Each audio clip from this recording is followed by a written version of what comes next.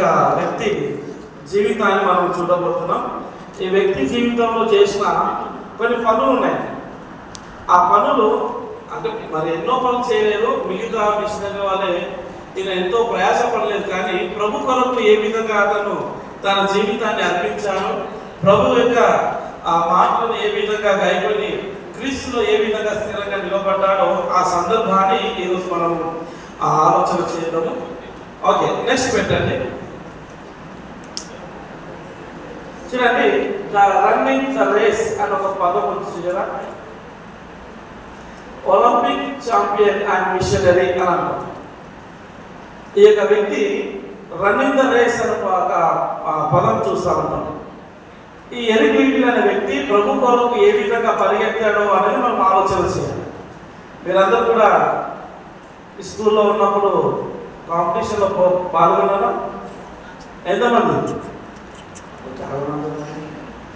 ఎంతమంది ఫస్ట్ వచ్చారు? ఫస్ట్ నేను మీ స్కూల్కి అడగలేను, అందరూ ఫస్ట్ ఇంతమంది ఫస్ట్ వచ్చారా? Very good, very good. Okay, చూడండి, ఈ ఎరిక్ అనే వ్యక్తి కూడా దేవుడి కొరకు పరిగెత్తాడు, మానవ కొరకు పరిగెత్తలేదు, బహుమానం పొందుకోవాలని పరిగెత్తలేదు. కానీ దేవుడి కొరకు ఏ విధంగా పరిగెత్తానో, అసలు దేవుడిని ఎంతగానో విశ్వసించాడో ఆ సందర్భాన్ని మనం చూస్తే ఆయనకి ఇవ్వబడిన ఒక టైటిల్ కూడా చూసారా, Eric Liddell olympic champion and missionary అని అన్నాడు. దేవుడి కొరకు ఏ విధంగా పరిగెత్తి కొంతమంది వ్యక్తులను ఆ దేవుడి వైపు ఏ విధంగా నడిపించాడో ఒక సందర్భాన్ని మనం చూద్దాము. ఆయన ఒక ఫోటోలు ఇచ్చడానికి మొదటిగా ఇతని పేరే ఎరిక్. ఈయన చాలా చక్కగా దేవుడి కొరకు పరిగెత్తిన వ్యక్తి. ఆ తర్వాత మీరు నెక్స్ట్ మొదటి కొరింథీయులకు రాసిన పత్రిక 9వ అధ్యాయము 24వ వచనంలో ఈ యొక్క మాట ఉంటుంది. పందెపు రంగమందు పరిగెత్తు వారందరూ పరిగెత్తుతురు కానీ ఒక్కడే బహుమానం పొందునని మీకు తెలియదా? అటువలే మీరు బహుమానం పొందునట్లుగా పరిగెత్తుడి. చూడండి, దేవుని యొక్క వాక్యము ఎంత అద్భుతంగా చక్కగా వివరించబడుతుందో. మనమందరం కూడా ఆలోచించవలసిన వాస్తవం ఏంటంటే, ఈలోక రీతిగా మనము అనగా చదువు విషయంలో కానీ లేకపోతే స్కూల్ లైఫ్లో కానీ మనం పరిగెత్తుతాం.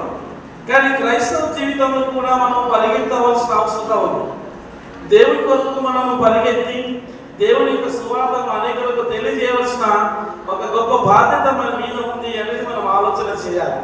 ఇక్కడ పరిగెత్తుతున్న వీరందరూ కూడా తమ కొరకు కాక, తమ స్వలాభం కోసం కాక, దేవుని కొరకు పరిగెత్తి దేవుని యొక్క సువార్తను కొన్ని వందల మందికి వారు ప్రకటించిన సంఘటన మనం చూస్తాం.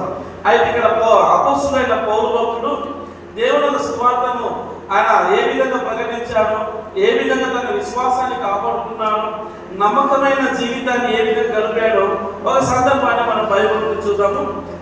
ఎవరైనా సిస్టర్ నుంచి ఎవరైనా చదవండి. తర్వాత ఇంకొక మాట ఉంది, బ్రదర్స్ చదువుతారు, చదవండి త్వరగా.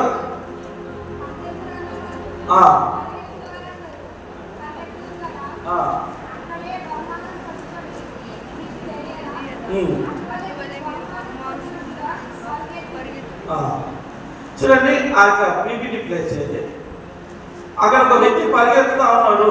ఆ పరిగెత్తే వ్యక్తి ఏ విధంగా పరిగెత్తుతున్నాడు ఒకసారి ఆలోచన చేయండి. అక్కడ రాయబడిన మాట ఏంటి తెలుసా? One receive the prize. ఒక్కడే కదా బహుమానం పొందుకుంటాడు. మరి 10 మంది పరిగెత్తినప్పుడు ఒక్కడే బహుమానం పొందుకుంటే మరి ఆ మిగతా 9 మంది వ్యక్తులు ఎందుకు పరిగెత్తాల్సిన అవసరం ఏముంది అని ఆ యొక్క మాటను తెలియజేస్తూ, so run that you may obtain it. నువ్వు ఎందుకు పరిగెత్తాలి అంటే నువ్వు కూడా ఆ యొక్క బహుమానం పొందుకునేటట్లుగా, లేదా నువ్వు కూడా ఆ మొదటి వ్యక్తిగా రావాలి అన్న ఉద్దేశంలో నువ్వు పరిగెత్తాలని పౌలు భక్తుడు తన యొక్క ప్రజలను ఉద్దేశించి మాట్లాడుతున్న సంఘటన. ఎవరైతే దేవుని యొక్క ఆజ్ఞను అనుసరించి, ఎవరైతే దేవుని యొక్క చిత్తాన్ని అనుసరించి పరిగెత్తుతారో దేవుడు వారికి ఒక చక్కని బహుమతిని అనుగ్రహిస్తారు అనేది మనం ఆలోచన చేస్తాం.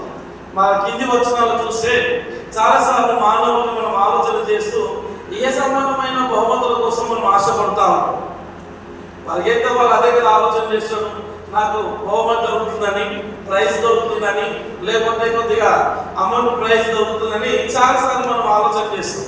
కానీ దేవుడు ఏమంటున్నాడంటే, నీవు కనుక ఆ విధంగా పరిగెత్తడానికి ఇష్టపడితే దేవుడు నీకు గొప్పగా దీవిస్తాడు అనే సందర్భాన్ని చూపించి మరొక వాక్య భాగం కూడా మనం చదువుతాం. హీబ్రూయులకు రాసిన పత్రిక 12వ అధ్యాయం 1వ వచనం. హీబ్రూయులకు రాసిన పత్రిక 12వ అధ్యాయం 1వ వచనాన్ని ఒకసారి చదువుతాం.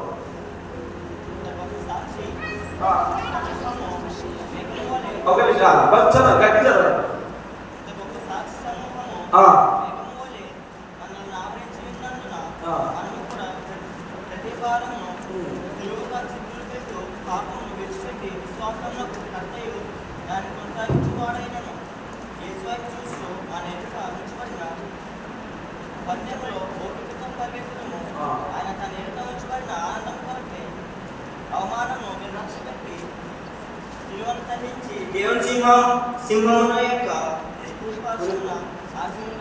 చాలా ఒకసారి మాట్లాడుతుంది పెట్టండి. మొదటి నుంచి ఇదే పెట్టండి.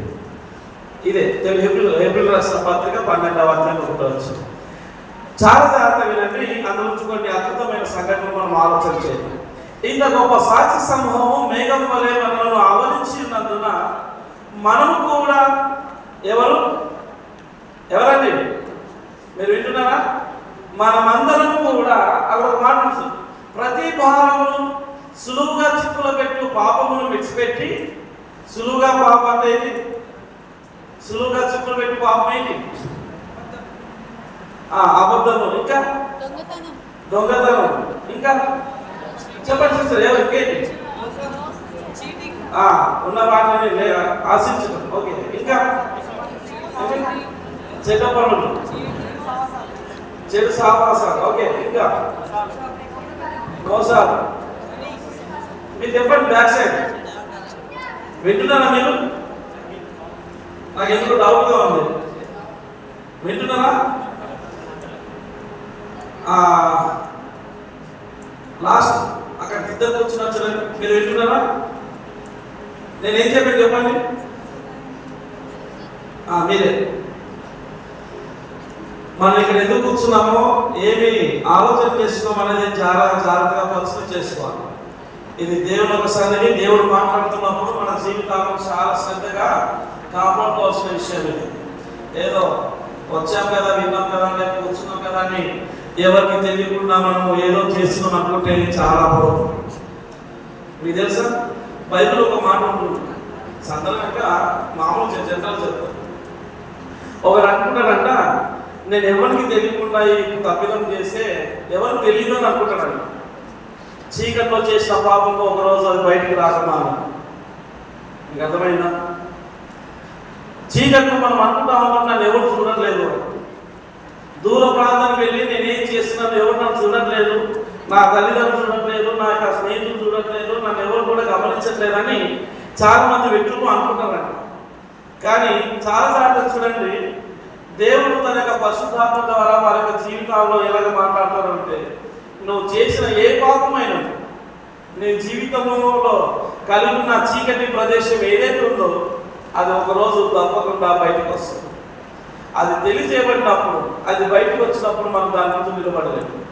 అందుకే ప్రభు అంటున్నారు, ఇంత గొప్ప రక్షణని నువ్వు నిర్లక్ష్యం చేసే ఆ ఉగ్రత నుండి ఎలాగ తప్పించుకుంటావు?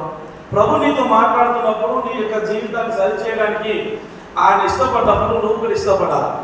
ఒక కుష్టు వ్యాధి కలిగిన వాడు వచ్చి, ప్రభా నీకు ఇష్టమైతే నన్ను శుద్ధిగా చెయ్యు అని అన్నాడు. యేసుక్రీస్తు ఏమన్నాడు? ఏమన్నాడు దేవుడు? చెప్పండి, ఏమన్నాడు? నాకు ఇష్టమే, మరి నీకు ఇష్టమా అని అడిగాడు. మీకు అర్థమైందా? నాకు ఇష్టమే నువ్వు శుద్ధిగా చేయటము, మరి నీకు ఇష్టమా అని అన్నాడు దేవుడు. ఆయన చెప్పిన మాటకు మనకు విధేయత చూపించగలగాలి. మీకు పొట్టి జక్కయ్య కథ చాలా మంది తెలుసు కదా. జక్కయ్య యేసు ప్రభువును చూడాలని చెట్టు ఎక్కాడు. ఎక్కిన తర్వాత యేసుక్రీస్తు వారు చెట్టు దగ్గరికి వెళ్ళారు. సండే స్కూల్లో మీరు చాలాసార్లు వినే ఉంటారు. ఆ చెట్టు దగ్గరికి వెళ్ళినప్పుడు యేసుక్రీస్తు ఒక మాట అన్నాడు, జక్కయ్య త్వరగా దిగు అని అన్నాడు. జక్కయ్య ఏం చేశాడు? జక్కయ్య జగ ఏం చేశాడు అబ్బాయిలు? దిగలేదు. అక్కడ ఉపయోగించబడిన మాట ఏం తెలుసా? అతను త్వరగా దిగను.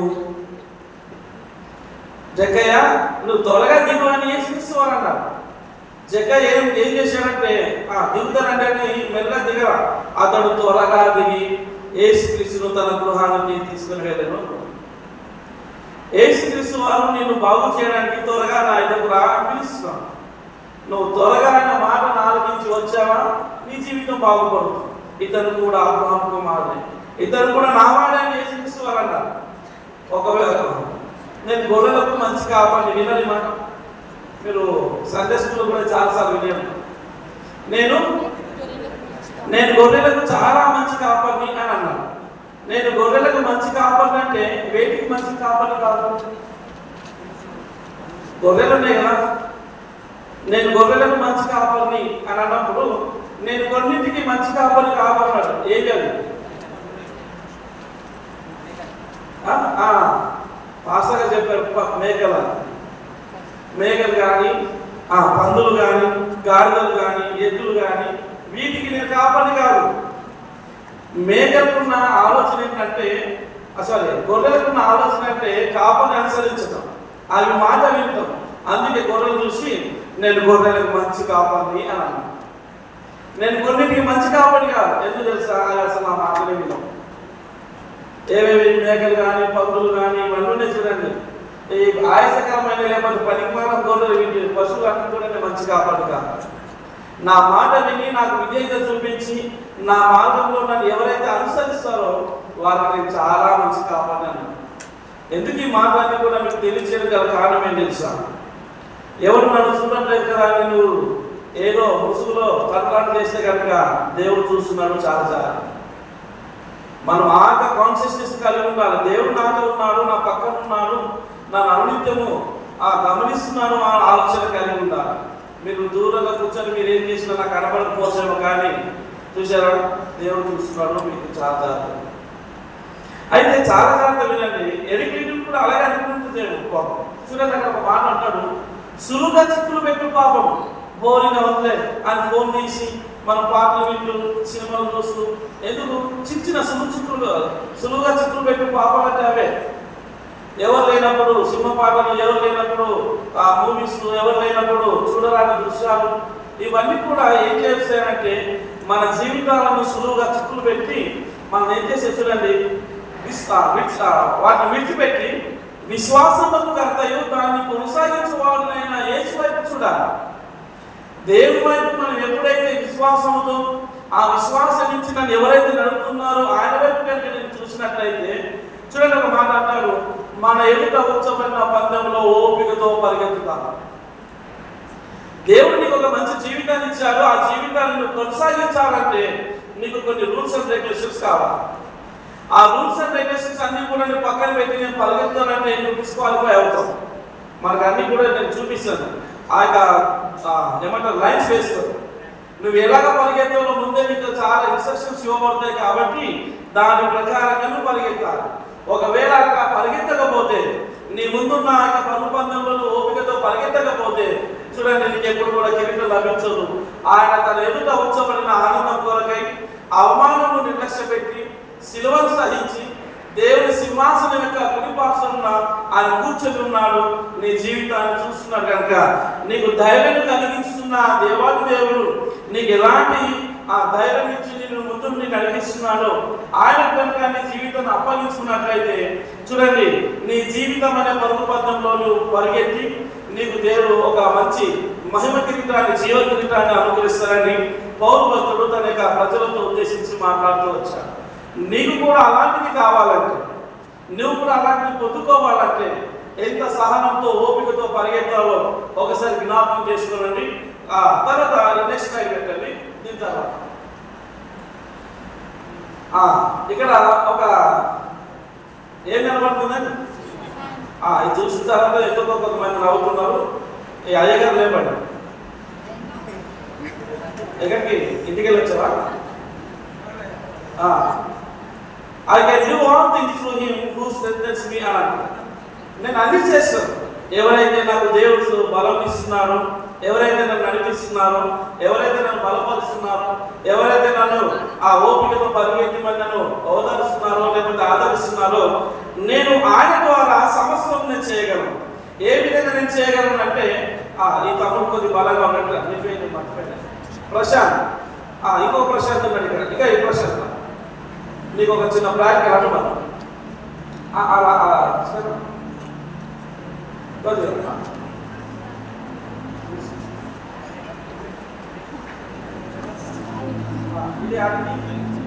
ఒకసారి చూడండి, నేను చేస్తున్నాను. ఈ బరువు మోయడం ఈజీగా కాదా? ఈజీగా కాదా? ఎంతసేపు పడుతుందో అబ్బాయి? అవునా? చూడండి, ఒక బండ రాయి చిన్న రాయిను ఇంటికి మోయడానికి కొద్దిగా మనం శ్రమ పడాలి. మన యొక్క స్వభావంతో మనం మోయగలం. అయితే ఇంకోటి తీసుకురావాలి. ఒకదాని మీద పెట్టి ఇప్పుడు మరొకటి పెట్టామనుకోండి, మీద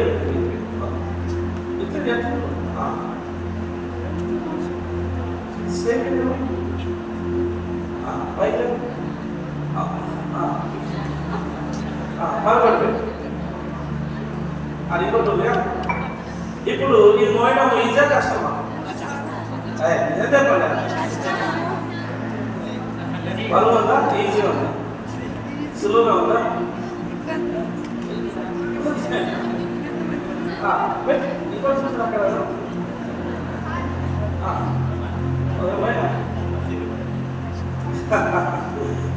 చిన్న ఎగ్జాంపుల్ చెప్తాను. మీరు ఎంతసేపు పట్టుకుంటూ చెప్పండి. మీకు వస్తుంది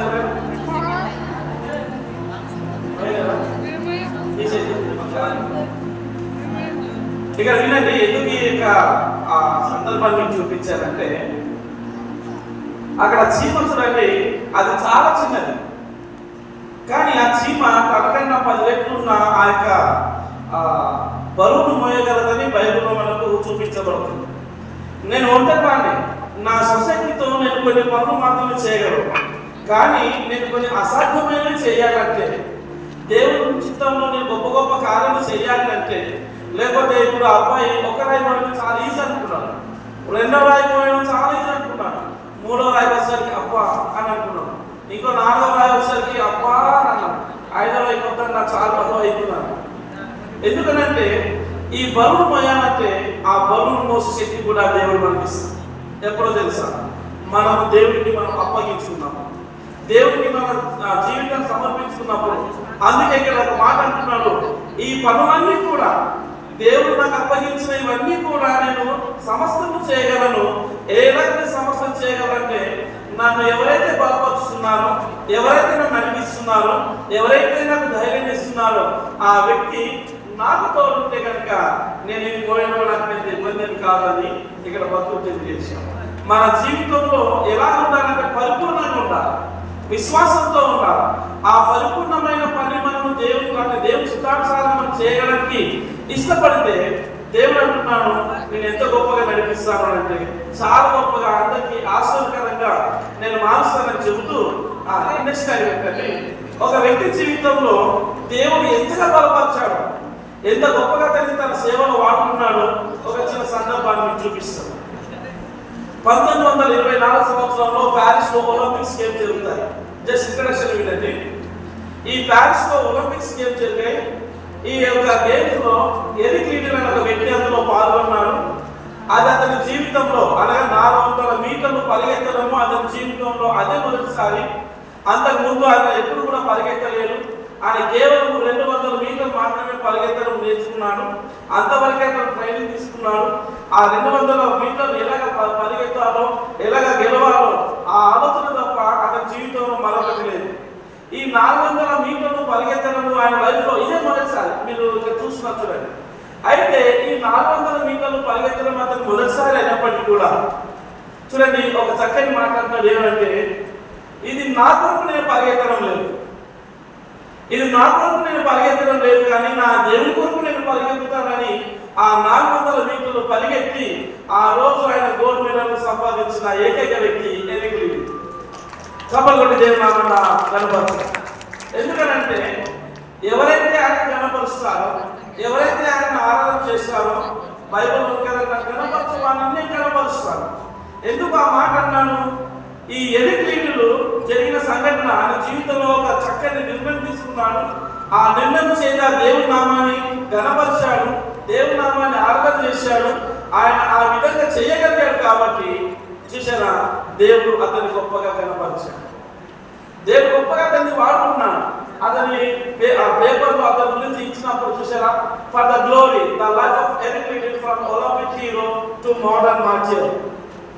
ఆయన జీవితము అనేకులకు ఏ విధంగా కనబడిందనంటే, నిజంగా దేవుడు ఇలాగా దేవుని చేత మనం ఉన్నట్లయితే, దేవుని బలం చేత మనం పరిగెత్తినట్లయితే, దేవుడు ఎంత గొప్ప మెడల్ని అంతకంటే ప్రైజ్లను మనకు అనుగ్రహిస్తారో ఆ సందర్భాన్ని చూపించారు.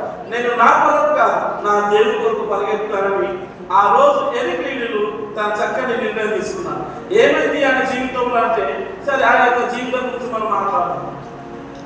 లీడర్ 1902 జనవరి 16 రోజున చైనాలో టిఎంసిస్ లండన్లో మిషనరీ సొసైటీలో స్కాటిష్ మిషనరీలు అయిన రెవరెండ్ అలాగే మరియు శ్రీమతి జేమ్స్ డన్లప్ లీడర్ యొక్క రెండవ కుమారుడు.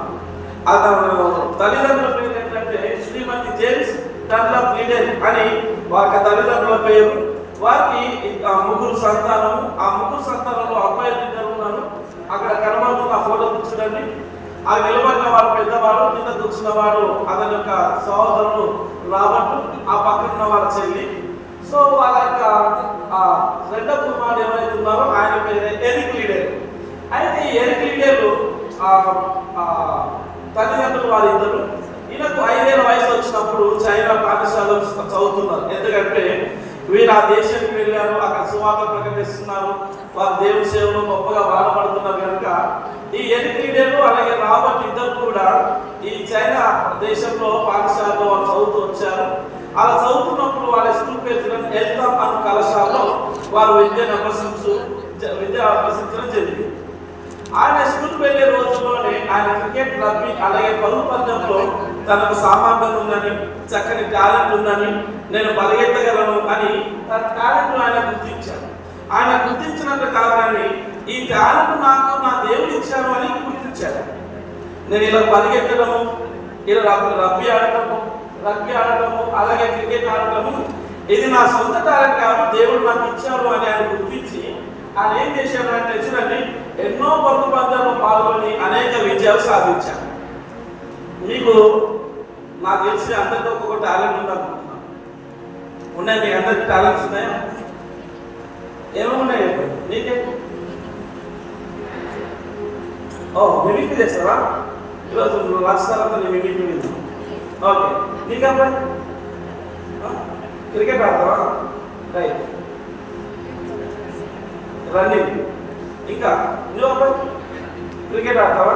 మీకు సిస్టర్ స్టేట్ చెప్పండి, మీ యొక్క పేరు తెలుసు నాకు.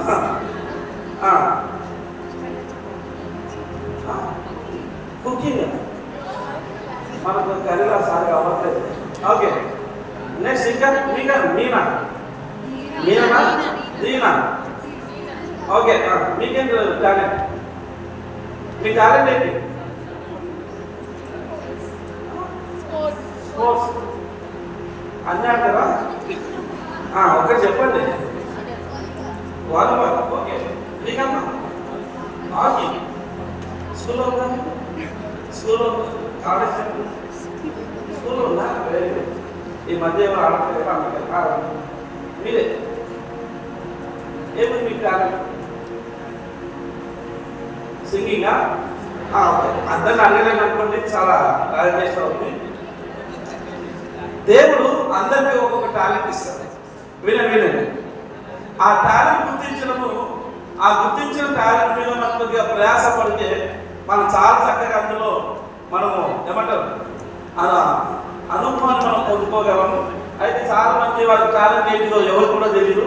మేబీ మీరు కొంతమందికి తెలుసు అని అనుకుంటున్నాను. ఎరిక్ లీడర్ కూడా చాలా చక్కని టాలెంట్స్ కలిగిన వాడు. అందులో ప్రాముఖ్యంగా చాలా చక్కగా ఫాస్ట్గా అతను పరిగెత్తేవాడు. ఆ యొక్క పరిగెత్తే విధానాన్ని చాలా మంది గమనించారు. ఆయన కూడా ఎన్నో రన్నింగ్ రేస్లో పాల్గొని ఎన్నో పథకాలు సాధించాడు. 1920 సంవత్సరంలో 100 మీటర్లు 200 మీటర్లు ఆ పరుగు పందాలు గెలిచి ఆ దేశంలోనే ఛాంపియన్షిప్ రికార్డును ఆయన సాధించారు. ఎందుకు ఆ యొక్క సందర్భం అంటే చూడండి, ఆ నెక్స్ట్ టైం మీకు చెప్తాను. నేను ఎప్పుడు కూడా ఒకటే సందర్భంలో ఆలోచన చేస్తాను, దేవుని మీద ఆధారపడిన వాడిని దేవుడు ఎప్పుడు వదిలిపెట్టాడు. ఇది మీరు గుర్తుపెట్టుకోండి. దేవుని మీద ఆధారపడి దేవుని చిత్తానుసారంగా మనము ముందుకు వెళ్ళినట్లయితే దేవుడు ఎంత గొప్పగా ఆశీర్వదిస్తాడని చూడండి. ఆ దేశంలోనే ఛాంపియన్షిప్ రికార్డు సాధించాడట. ఇది సాధ్యమయ్యే పని కాదు, ఇది నిజంగా మనం అనుకునే పని కాదు. ఒక వ్యక్తి నన్ను ఎవరైతే బలపరుస్తారో, ఒక వ్యక్తి నన్ను ఎప్పుడైతే పరిగెత్తుతో నేను ఉండాలి అని మనకి ఎప్పుడైతే ఆధార మాటలు మనకు కనబడతాయో అప్పుడు మాత్రమే మనం పరిగెత్తగలం. మరి ఈ వ్యక్తికి అంతగా బలాన్ని చేకూర్చింది ఎవరు అని అంటే నేను అనుకోవటం ఏంటంటే నిజంగా దేవుడు అలాగే సహాయం చేశాడు. దేవుడు అలాగా పరిగెత్తాక గొప్ప కృపణానికి అనుగ్రహించాడు. అందుకే అర్జునుడిని ఎన్నో రికార్డులు సాధించడం మొదలుపెట్టాడు. అయితే ఒకరోజు ఏమైందంటే చూడండి, స్కాట్లాండ్లో ఫాస్టెస్ట్ రన్నర్గా ఎన్నో బిరుదులు కూడా ఇచ్చారు. అయితే ఒక రోజు తన తల్లితో మాట్లాడుతూ వచ్చాడు, అమ్మ మరి దేవుడు నాకు ఇలాగా ఇచ్చాడు కదా, రన్నింగ్ పరిగెత్తే ఆ టాలెంట్ ఇచ్చాడు కదా, మరి నాకు నిజంగా ఒలింపిక్స్లో నాకు స్థానం దొరుకుతుందంటావా అని ఒక రోజు లీడర్ ఏం చేశాడు, ఎరిక్ లీడర్ వాళ్ళ అమ్మగారిని అడగడం జరుగుతుంది. అయితే వాళ్ళ అమ్మగారు చక్కటి సమాధానం ఇస్తూ, దేవుడు నీకు గొప్ప వరాన్ని ఇచ్చాడు, నువ్వు నిజంగా దేవుడు ప్రణాళికలో ఉన్నవాడివి, దేవుడు నీకు ఇలాగా ఒక గొప్ప వరాన్ని ఆయన ప్రణాళిక నీ పక్కన ఉన్నాడు కాబట్టి దేవుడు తప్పకుండా నువ్వు ఏదైతే అనుకుంటున్నావో, దేవుడు ఎలాగైతే మహిమపరచాలనుకుంటున్నావో అది ఆలోచన చేసి నువ్వు దేవుడు తప్పకుండా నీకు అనుగ్రహిస్తాడని వాళ్ళ అమ్మగారు ఏదితో మాట్లాడడం జరుగుతుంది. ఎప్పుడైతే ఆ యొక్క మాట చెప్పారో వాళ్ళ అమ్మగారు మరొక మాట చెప్పారు. ఏమనంటే, దేవుడు నీకు ఇచ్చే టాలెంట్, దేవుడు నువ్వు ఆయన ప్రణాళికలో ఉన్నావు, నువ్వు చేయవలసింది ఏమిటంటే ఎప్పుడు కూడా నీ టాలెంట్ ద్వారా దేవునికి అవమానం తీసుకురాకూడదు, దేవుని నామాన్ని మహిమపరచాలి. నీకు ఇచ్చిన ఆ వరం బట్టి దేవుడిని ఆనందించేటట్టుగా నువ్వు ప్రవర్తించాలి, దేవుడితో నీ జీవితం గడపాలని వారి అమ్మగారు ఆ రోజు ఆయన చెప్పడం జరుగుతుంది. నేను గతంలో కూడా ఒక మాట చెప్తూ వచ్చాను. ఈ రోజుల్లో చాలా మంది యవనస్తులు ఎలా ఉంటారంటే తమకున్న టాలెంట్ బట్టి మరొకరిని ఇంప్రెస్ చేయడానికి వాళ్ళు ఇష్టపడతారు, లేకపోతే నానా రకాల పిచ్చి పిచ్చి వేషాలు వేస్తూ ఉంటారు ఈ రోజుల్లో. కానీ ఎరిక్ మాత్రము వాళ్ళ తల్లిగా చెప్పిన మాట చూడండి, నీకు ఏదైతే దేవుడు ఇచ్చాడో ఆ వరాన్ని, ఆ వరంతో దేవుని నామాన్ని మహిమపరచు, దేవుని నామాన్ని స్తుతించు అని వాళ్ళ అమ్మగారు చాలా చక్కని మాటను తెలియజేశారు. మీరు కూడా ఆలోచన చేయండి, మీకు కూడా దేవుడు చక్కని టాలెంట్ ఇచ్చాడు. మనము దేని నిమిత్తమే ఆ టాలెంట్ ఉపయోగించుకుంటున్నామో, దేవుని నామాన్ని ఎలాగా మహిమపరుస్తున్నామో, దేవుడికి ఏ విధంగా మహిమను తీసుకొస్తున్నామో అది మనం ఆలోచించగలగాలి. ఒకవేళ మనం అలాగా ఆలోచించిన పక్షంగా మన టాలెంట్లన్నీ కూడా వ్యర్థమైపోయినట్టే అది మనం ఆలోచన చేయాలి. తర్వాత జరిగిన సంఘటన చూడండి, 1924 ఒలింపిక్స్ గేమ్స్లో ప్యారిస్లో జరుగుతూ ఉన్నాయి. అలా జరుగుతున్నప్పుడు ఎరిక్ ఒక ట్రైనర్ ఉన్నాడు. ఆ ట్రైనర్ పేరు లేదు, ఎరిక్ ట్రైనర్ ఒక షెడ్యూల్ తయారు చేసి ఎరిక్కి మెయిల్ చేయడం జరుగుతుంది. ఏమని మెయిల్ చేశాడంటే చూడండి, అందులో 100 మీటర్లు పరిగెత్తే ఆ యొక్క పరుగు పందెం ఉంది, నువ్వు ఆదివారం రోజున ఈ పరుగు పందెంలో పాల్గొనాలని అతని యొక్క ట్రైనర్ ఈ యొక్క లెటర్ని మెయిల్ చేయడం జరుగుతుంది. ఆ లెటర్ చదివిన ఎరిక్ చూడండి చాలా షాక్గా అవుతాడు. ఎందుకు ఆ షాక్కి గురవడానికి గల కారణం ఏంటంటే ఆయన ఎప్పుడైతే ఆ షెడ్యూల్ చేశాడో ఆ షెడ్యూల్లో నువ్వు పరిగెత్తే రోజు ఆదివారం అని రాసి ఉంటుంది. ఆ యొక్క ఆదివారం రోజున నేను పరిగెత్తాలి అన్న మాటను చదివిన ఎరిక్ లీడర్ చాలా షాక్ గురయ్యి అయితే మరలా మెయిల్ చేశారు తన యొక్క ట్రైనర్, అయ్యా నేను ఈ యొక్క 100 మీటర్ల పరుగు పందెంలో నేను పాల్గొనలేను, ఎందుకంటే అది ఆదివారం రోజున వచ్చింది, నేను ఆదివారం కేవలం నా దేవుడి సంఘానికి వెళ్ళాలి, దేవుని ఆరాధన చేయాలి, కాబట్టి నేను ఈ పరుగు పందెంలో నేను పాల్గొనని మరలా ఒక లెటర్ని ఎన్ని లీటర్లు ట్రైనర్కి పంపించడం జరుగుతుంది. సాధారణంగా వినండి, మనకు సండే వచ్చిందంటే ఆ రోజు ఎన్ని పనులు ఉంటాయి. ముఖ్యంగా యవనస్తులు సినిమాకి వెళ్ళాలని నాకు తెలిసిన మా యొక్క చాలా మంది యవనస్తులు ఆ రోజు చాలా చాలా ప్లాన్ చేస్తూ ఉంటారు. ఒకటి మూవీస్ అందులో ప్రత్యేకంగా ఉంటుంది. మీరు కూడా వెళ్ళారా? నాకు తెలిసి వెళ్ళే ఉంటారు. మీరు కాకపోయినా ఏదో ఒక మూవీస్కి వెళ్ళడం జరుగుతుంది.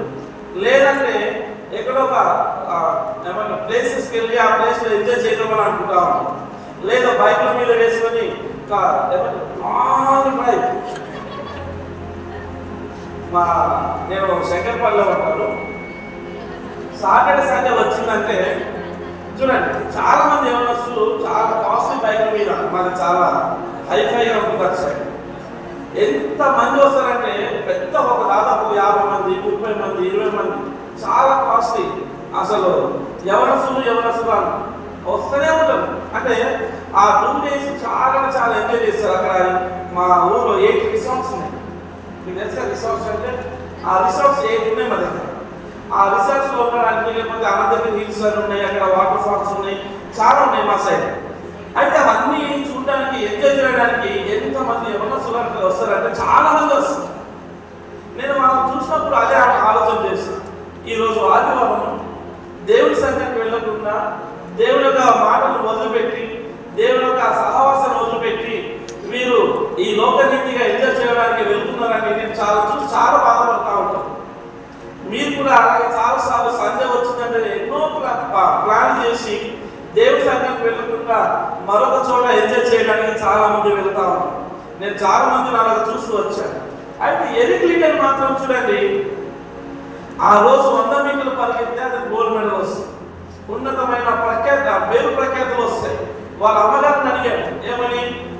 అమ్మ, నేను ఇంత చక్కగా పరిగెత్తుతున్నాను, ఒలింపిక్స్లో నాకు ఛాన్స్ వస్తుందా, ఒక స్థానం నాకు దొరుకుతుందా పరిగెత్తడానికి అని ఎరుకు చాలా కాలంగా దేనికోసం అయితే నిరీక్షణ కలిగి ఉన్నాడో అది ఆయనకు వచ్చినప్పుడు, అది ఆదివారం రోజు అని, దేవుడి సంఘానికి వెళ్ళే రోజు అని, ఆ యొక్క ప్రత్యేకమైన ఛాన్స్ వచ్చినప్పుడు దానిని కూడా వ్యతిరేకించి ప్రభు యొక్క సన్నిధానికి వెళ్ళిన వాడు ఎరిక్. మీరు ఎక్కడికి వెళ్ళారో మీరు ఆలోచించి. నాకు తెలిసిన ఒక వ్యక్తి ఉన్నారండి, ఆయన సాక్షిలో వచ్చిన మాట. అతను ఇంజనీరింగ్ చదువుతున్నాడు, ఇంజనీరింగ్ ఫైనల్ ఇయర్లో ఉన్నాడు. చదువుతా ఉన్నప్పుడు ఆయన ఎక్కువగా చాలా భక్తిగానే జీవిస్తాడు, చాలా మంచి వ్యక్తి. అతని పేరు పృథ్వీ. అయితే ఆ రోజు అతనికి ఎగ్జామ్ ఉంది. అది కేవలం సండే రోజు, లాస్ట్ రోజు సండేనే ఎగ్జామ్ పెట్టారు. అతను దైవభక్తి కలిగిన వాడు కాబట్టి ఆ రోజు ఏం చేశారంటే, వాళ్ళ ఇంట్లో వాళ్ళందరూ కూడా ఏలూరు ఒక్క వాడమే కదా, ప్రతి వారం నువ్వు మానకుండా నాలుగు చర్చెస్కి వెళ్తూ ఉంటావు, ఈ ఒక్క రోజు నువ్వు అది వదిలిపెట్టి వెళ్ళి ఎగ్జామ్ రాసినా నువ్వు పాస్ అవుతావు, నీకు మంచి ఉద్యోగం వస్తుంది అని వాళ్ళ తల్లిదండ్రులు, వాళ్ళకి తెలిసిన వాళ్ళందరూ కూడా, ఈవెన్ నేను కూడా అక్కడే ఉన్నాను. ఎందుకంటే తర్వాత చెప్తాను, నేను కూడా అక్కడే ఉన్నాను. మేమందరం చెప్తా ఉన్నాము, లేదు దేవుడి సంఘానికి కాకుండా ఎగ్జామ్ రాసినా ఒకటే కదా, ఒక్క వారం వదిలిపెడితే ఏమవుతుంది. ఆయన ఎంతగా చెప్పినా అతను దేవుడి సంఘానికి వెళ్ళడం మానేయడం, ఆ ఎగ్జామ్ వదిలేశారు కానీ దేవుడి సంఘానికి వెళ్ళి అటెండ్ అయ్యొచ్చాను. అతను ఒకటే మాట్లాడాడు, నేను ఫెయిల్ అయితే ఫెయిల్ అవ్వాలి, నాకు ఉద్యోగం రాకపోవడం, నేను ఇలాగే ఉన్నప్పుడు నేనైతే ఎగ్జామ్ హాల్కి వెళ్ళాలని ఒక గట్టి నిర్ణయం తీసుకొని ఆ ఎగ్జామ్ని వదిలిపెట్టి దేవుడి సంఘానికి వెళ్ళారు. మీకు తెలుసా అతను ఏం జరిగిందో? అతను నేను కూడా ఊహించాల. ఆ రోజు గవర్నమెంట్ నుంచి మరొక ఆర్డర్ వచ్చింది ఏంటంటే, ఆదివారం రోజున ఎగ్జామ్ క్యాన్సిల్ అయింది. నేను కానీ, ఆ తల్లిదండ్రులు కానీ, అక్కడ ఉన్న వాళ్ళందరూ కానీ చాలా ఆశ్చర్యపడ్డారు. నిజంగా దేవుడికి మొదటి స్థానం ఇచ్చినప్పుడు, దేవుడికి ప్రథమ స్థానం ఇచ్చినప్పుడు, దేవుడు అధికారం సైతం మార్చి వేసేయాలని మనం దానియేలు గ్రంథంలో చూసినప్పుడు నాకు ఆ మాటలు గుర్తొచ్చింది. ఎందుకు తెలుసా? దేవుడి మీద విశ్వాసం ఉంచి దేవుడితో హత్తుకొని జీవిస్తే దేవుడు చిన్ననే కాదు, పెద్ద అవే ఏమంటారు ప్రభుత్వాలను కూడా చేంజ్ చేయగల గొప్ప దేవుడు మనం కలిగి ఉన్నవాటి ఆలోచన. ఆలోచించవలసిన సంగతి ఏంటంటే ఆదివారం రోజు దేవుని సంఘానికి వెళ్ళాలని ఆయన ఏం చేశాడు, లేక వచ్చిన ఛాన్స్ కూడా వదిలిపెట్టి ప్రభు యొక్క సన్నిధానానికి వెళ్ళాడు. అలా వెళ్ళిన తర్వాత చూడండి, దేవుడు ఆదివారం ఎంతో పరిశుద్ధంగా చూస్తాడు అని ఆయన వదిలిస్తే ఏమని చెప్పాడంటే, ఆ ట్రైన్ ఏదైతే నేను అధికారులకు ఏం చేయవో చెప్పాలి. నువ్వైతే రాను సింపుల్గా చెప్పేశావు, నాకు మెయిన్ పెట్టి పెట్టేశావు, అసలు నేను అధికారులతో ఏం చెప్పాలి అని అన్నప్పుడు ఒక మాట చెప్పారు విషయం, అది మీరందరూ కూడా మీ లైఫ్లో రాసి పెట్టు. మనం చాలాసార్లు మానవం చూసి భయపడతా ఉంటాం, మానవం చూసి మనం కొద్దిగా చెప్పుతూ ఉంటాం. కానీ ఎరిక్ లీడర్ మాత్రం అలాంటి ఆలోచన చేయాలి. ఎందుకంటే ఒలింపిక్స్ లో పాల్గొనాలంటే ఎంతో మంది అధికారుల యొక్క ఏమంటారు ఆ సిగ్నేచర్స్ కానీ ఆ యొక్క స్పాన్సర్షిప్ కానీ మనకు ఉంటాయి. ఒకవేళ పాల్గొనడం అంటే వాళ్ళు ఏం చేస్తారో వాళ్ళ సంగతి కూడా ఆలోచన చేయాలి. సో ఆ యొక్క ట్రైనర్ ఏమన్నాడంటే, నువ్వు రానని అంటున్నావు, మరి అధికారులతో నేను ఏం చెప్పాలి అన్నప్పుడు ఎరిక్ లీడర్ ఒక మాట చెప్పాడు చూసారా, చాలా అద్భుతమైన మాట. నేను మనుషుల కన్నా దేవుడికి జవాబుదారిని కాబట్టి నేను రాకుండా నేను ఆదివారం పాల్గొని దేవుని మందిరానికి నేను వెళ్తాను అని జవాబు ఇచ్చాను. హల్లెలూయా. నేను మనుషులకు ఎవరికి భయపడను, ఎవరో ఏదో అనుకుంటానని అసలు నేను పట్టించుకోను. కానీ నేను ఒకటి మాత్రం తెలుసు, నేను చేసేవన్నీ కూడా నా దేవునికి నేను జవాబు చెప్పాలి కనుక అని నేను ప్రతి విషయంలో అయితే అప్ప చెప్పాలి కనుక నా దేవుడి ముందు నేను ఎలా కనబడుతున్నాను అన్నదే నాకు ప్రాముఖ్యం. కాబట్టి నేను దాంట్లో పాల్గొనని ఆయన సరాసరి దేవుని యొక్క సంఘానికి వెళ్ళి అతడైన వాడు. సో దేవుడికి ఎంతగా ప్రాధాన్యత ఇచ్చాడో, ఎంతగా అతను ఆ దేవుడికి సమర్పించుకున్నాడో ఆ మాటను మనం ఆలోచన చేయాలి. అది జరిగిపోయిన తర్వాత చూడండి, ఈ యొక్క ఎరిక్ లీడర్ మరొక ఈమెయిల్ పంపించాడు, ట్రైనర్ పంపించి, అయ్యా నేను 100 మీటర్లు పాల్గొనలేకపోయిన కనుక నేను 400 మీటర్లు నేను పాల్గొంటాను, నేను రన్నింగ్ చేస్తానని ఒక లెటర్ పంపించడం జరిగింది. అయితే ఆ ట్రైనర్ ఏమంటాడంటే, సరే నేను ప్రయత్నం చేస్తానని ఎరిక్ లీడర్కి 400 మీటర్లు పరిగెత్తే ఛాన్స్ ఇస్తాడు ఒలింపిక్స్ లో. అలాగా పరిగెత్తడానికి ఛాన్స్ వచ్చినప్పుడు చూడండి, నేను ఫస్ట్ మొదటిగా మీకు చూపించాను. ఆయన లైఫ్ లో ఇది మొదటిసారి ఆయన పరిగెత్తడు. ఆయన 100 మీటర్లు 200 మీటర్లు పరిగెత్తే ఆయన ట్రైనింగ్ తీసుకున్నాడు తప్ప 400 మీటర్లు ఎలాగ పరిగెత్తాలో అతనికి తెలియదు. అంటే పరిగెత్తడం అంటే నాకు చాలా రూల్స్ అండ్ రెగ్యులేషన్స్ ఉంటాయి కదా, అవేమి కూడా అతనికి తెలియదు. అయితే అతను ఏం చేశాడు, 400 మీటర్లు పరిగెత్తడానికి నిర్ణయం తీసుకొని పేరు కూడా ఇచ్చాడు. ఆ పేరు ఇచ్చిన తర్వాత వచ్చి నెక్స్ట్ పెట్టాడు. ఆ రోజు పరుగు పందెంలో వరుసగా నిలబడి ఉన్నారు. ఒక్కొక్క వ్యక్తి వచ్చి నిలబడుతూ వచ్చాడు. అందులో ఒక వ్యక్తి వచ్చి ఒక చిన్న పేపర్ని ఇచ్చాడు. ఆ పేపర్ ఇచ్చినప్పుడు ఆ పరిగెత్తే సమయం కనుక ఎరిక్ లీడర్ దాన్ని చదవకుండా తీసి జోబు పెట్టుకొని రన్నింగ్ కోసం ఏం చేస్తున్నారు, ఆ యొక్క వ్యక్తి గల్లు పేర్చాడు. వీరందరూ కూడా పరిగెత్తడం మొదలుపెట్టారు. అందరూ కూడా పరిగెత్తడం మొదలుపెట్టారు. 400 మీటర్లు పరిగెత్తి మీరు చెప్పండి ఎవరు ఫస్ట్ వచ్చారు? 400 మీటర్లు అదివరకు ఎప్పుడు కూడా పరిగెత్తని వ్యక్తి, 400 మీటర్లు ఎలాగ పరిగెత్తామో తెలియని వ్యక్తి 400 మీటర్లు బహు వేగంగా పరిగెత్తి ఆ రోజు గోల్డ్ మెడల్ సాధించిన వ్యక్తి ఎందుకు తెలుసా? దేవుడికి మొదటి స్థానం ఇచ్చాడు కాబట్టి ఆయన ఏం చేశాడంటే చూడండి, 400 మీటర్లు పరిగెత్తాడు. ఆ రోజు గోల్డ్ మెడల్ సాధించి ఆట ముగిసిన తర్వాత ఒక రిపోర్టర్ అడిగాడు, నువ్వు ఎప్పుడు కూడా 400 మీటర్లు పరిగెత్తలేదు కదా, నువ్వు కేవలం 100 మీటర్లు 200 మీటర్లు పరిగెత్తే ఆ ట్రైనింగ్ కదా తీసుకున్నావు, మరి 400 మీటర్లు ఎలాగ పరిగెత్తావు అని చెప్పినప్పుడు ఎరిక్ లీడర్ ఈ విధంగా చెప్పాడు. నెక్స్ట్ అది పెట్టు. ఎరిక్ లీడర్ ఇలా చెప్పాడు. చాలా చక్కని మాట, మీరు కూడా ఆలోచన చేయండి.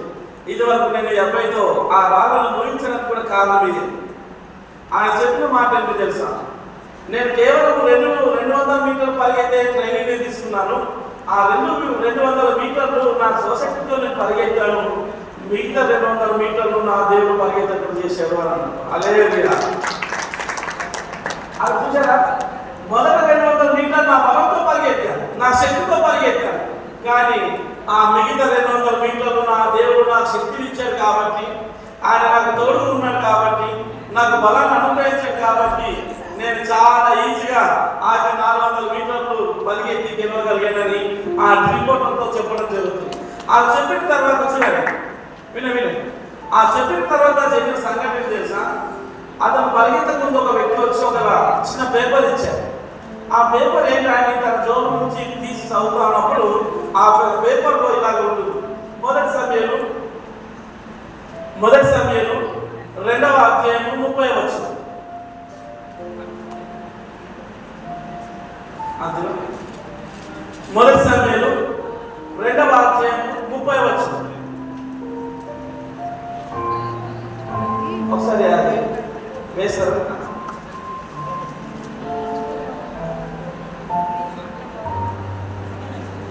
ఓకే, ఇవన్నీ తీసేయండి. ఇక్కడ నుండి పెట్టండి. నన్ను కనపరచు వారిని అక్కడ నుండి పెట్టండి. రాదా? ఓకే, చూడండి. ఆ యొక్క పేపర్లో మొదటి సమయంలో 2వ అధ్యాయం 30 వచనం ఇలాగా రాసి ఉంటుంది. ఇదంతా కూడా జరిగిన తర్వాత ఆ దేవుడు అక్కడ ఉన్న ప్రజలతో మాట్లాడి ఏం చేశారని మన తర్వాత మాట్లాడితే నేను పెట్టిన స్టైల్ పెట్టాను. అందులో మీకు చూపిస్తాను. దేవుడు సమయంతో ఇలాగ మాట్లాడుతూ వచ్చాడు. నెక్స్ట్, నన్ను ఎవరైతే కనపరుస్తారో నేను వారిని కనపరుస్తాను అన్నాడు. హల్లెలూయా, చప్పట్లు కొట్టండి. నిజంగా దేవుడు చాలా గొప్పవాడు.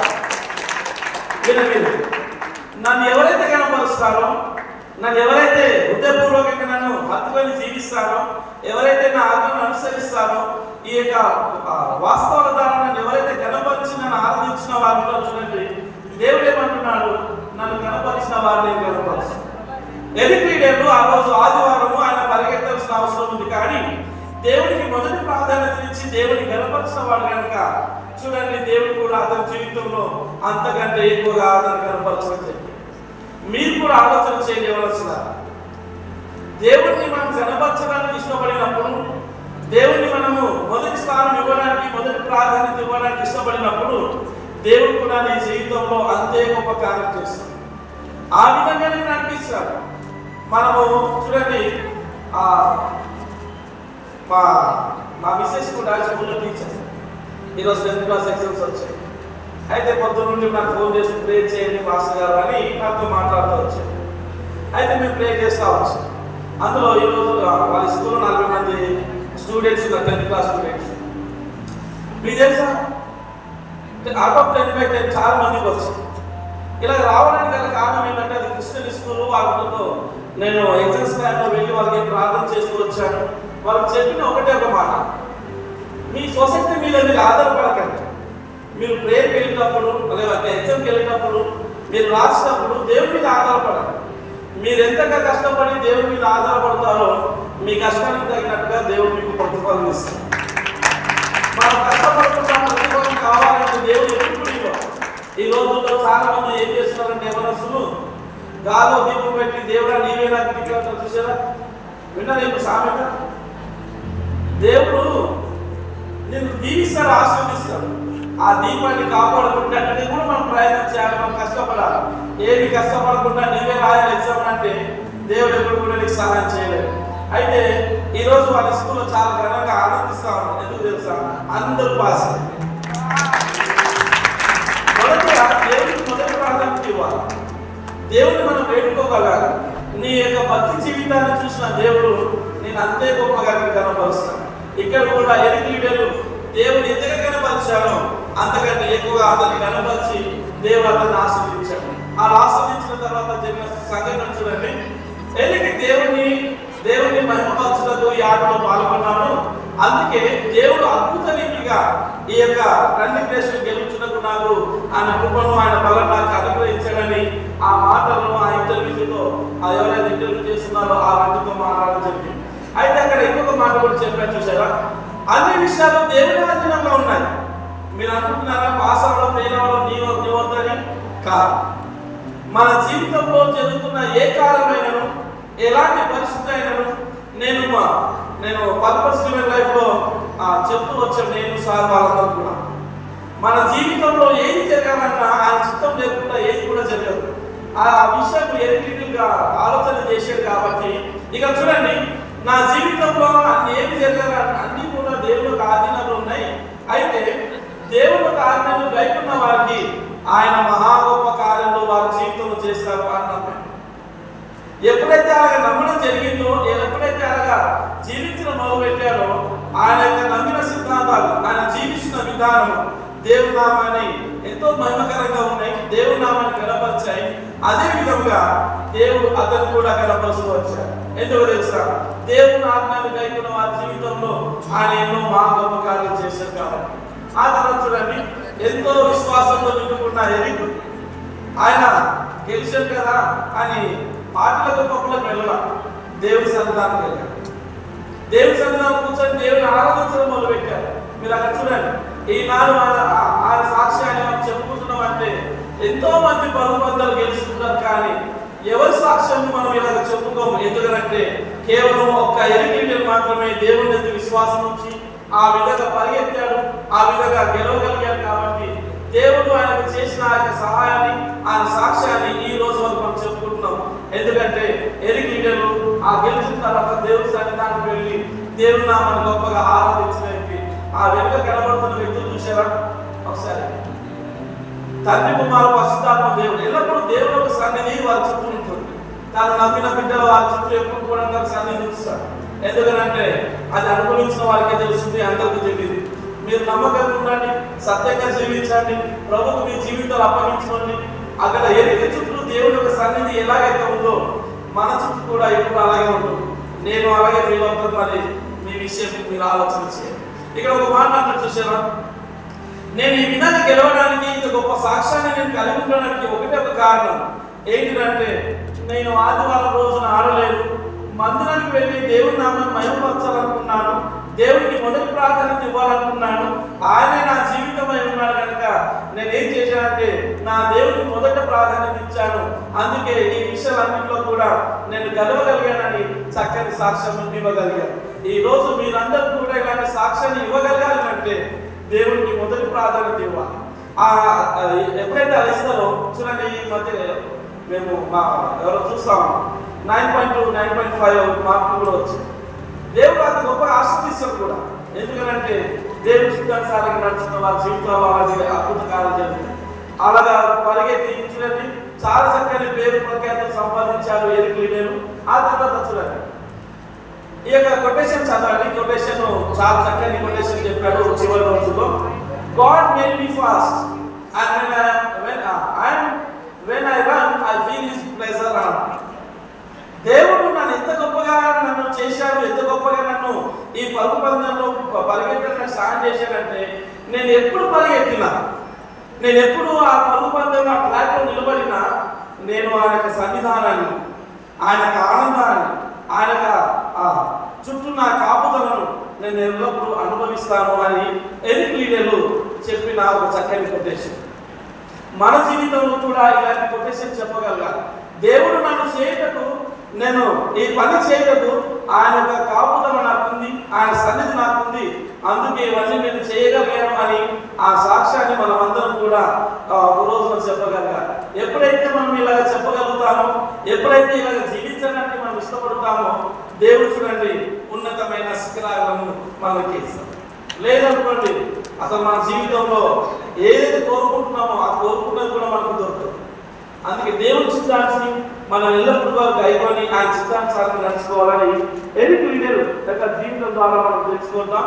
ఆ తర్వాత ఒక చిన్న పెట్టండి, తెలుసుకుంటాం. అదే వీడియో పెట్టండి, చిన్న ఒక వీడియో ఆయన ఎలాగ పరిగెత్తాడో అది స్లో మోషన్లో పెట్టండి. 0.6.7 ఓకే సరే, అప్లై చేయండి. వస్తుంది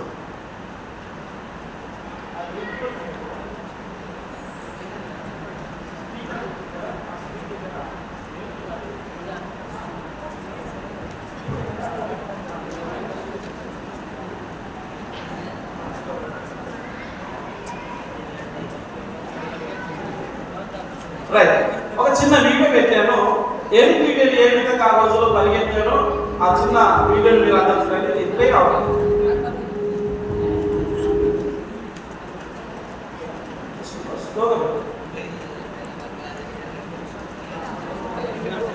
రైట్ రైట్. ఆ వీడియో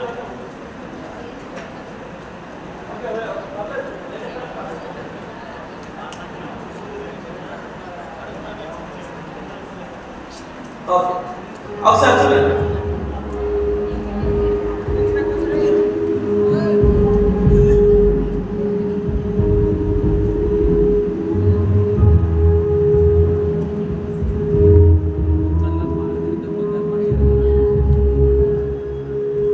ఇది రియల్ వీడియో, ఆ రోజుల్లో వీడియో పరిగెత్తినప్పుడు తీసిన వీడియో.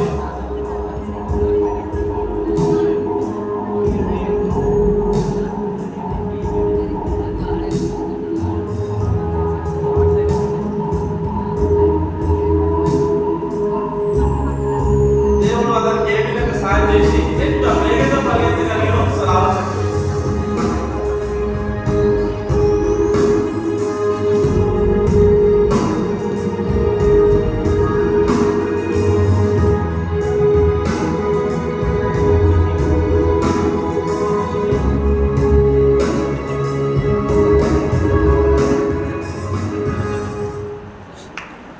అంతేనా? ఓకే, ఇప్పుడు మీరు చూసారు కదా, అందులో వీడియో కట్ అయిపోయినట్టుంది. అయితే ఎలిక్ట్రీడియన్లు పరిగెత్తే విధానం చూస్తే చాలా వేగంగా, అసలు మెరుపు తీగలాగా వెళ్ళిపోతారు, అంత ఫాస్ట్గా పరిగెత్తారు. అతను కూడా ఊహించలేదంట నేను ఇంత వేగంగా పరిగెత్తాను. నేను చెప్పాను కదా, 200 మీటర్లు నేను పరిగెత్తాను, మిగతా 200 మీటర్లు నా దేవుడు నాకు శక్తిని ఇచ్చాడు, నాకు బలం ఇచ్చాడు. అది నేను పరిగెత్తుకున్నట్టు లేదు, కానీ నాతో పాటు ఒక వ్యక్తి పరిగెత్తి నన్ను రాత్రి పోయినట్టుగా నేను ఫీల్ అయ్యానని ఆయన చెప్పిన సంఘటన. అంటే దేవుడు తన ప్రజలను, తన బిడ్డలను ఏ విధంగా కాపాడు, లేకపోతే ఏ విధంగా ధైర్యపరుస్తారో ఈ యొక్క ఎలిక్ట్రీడియన్ యొక్క జీవితం ద్వారా మనం గమనించాలి. కాబట్టి దేవుడు మనకు మొదటి స్థానం ఇస్తే దేవుడు మనం ఎలాగ కనపరుస్తాడో ఆ విషయాన్ని మనం ఆలోచన చేస్తూ, దయచేసి అందరం కలుగుతున్నాం. చిన్న ప్రార్థన.